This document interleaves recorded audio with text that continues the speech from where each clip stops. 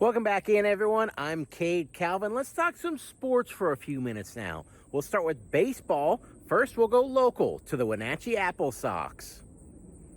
Poor air quality has forced the Wenatchee AppleSox to cancel their last two regular season home games against the Victoria Harbor Cats. Tuesday's and Wednesday's games were both called off due to smoking conditions in the Wenatchee Valley. The AppleSox are now scheduled to return to Paul Thomas Sr. Stadium Saturday night for Game 1 of the West Coast League North Division playoffs. Tickets from the canceled games will be honored for Saturday's playoff opener. Brian Wu turned in another dominant start Wednesday night, striking out 5 over 7 scoreless innings as the Seattle Mariners beat the Tigers 4-2 to take the series. Julio Rodriguez broke the game open with a 2-run homer in the 7th, and rookie Colt Emerson added a solo shot an inning later. Things got chippy late after Detroit hit Cal Raleigh with a pitch in the 7th, then Gabe Spire drilled Gabler Torres an inning later. The 4th Tigers batter hit by Seattle during the game. The benches emptied and both Spire and Mariners manager Dan Wilson were ejected. Andres Munoz locked down his 20th save as Seattle won its second straight series. Dominique Malunga continued her impressive rookie season Wednesday night, scoring a career-high 31 points and pulling down 10 rebounds. But it wasn't enough as the Storm fell to the defending WNBA champion New York Liberty 92-86. Breanna Stewart led New York with 28 points, while John Kill Jones added a double-double with 14 points and 15 rebounds. The loss was Seattle's second straight to the Liberty and their 10th consecutive overall. The Indianapolis Colts are locking up one of their biggest stars. Star running back Jonathan Taylor has agreed to a 2-year contract extension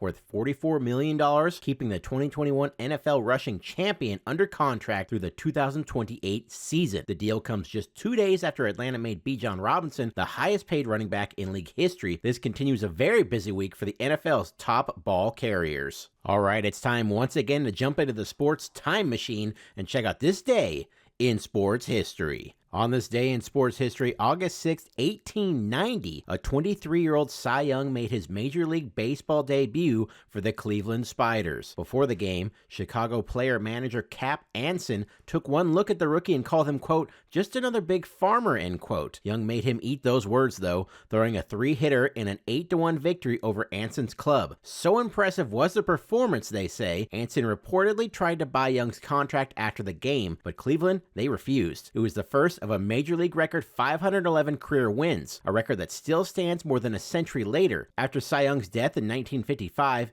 Major League Baseball created the Cy Young Award to honor the greatest pitcher of his era, and today, the award is presented each season to the top pitcher in both the American and National Leagues.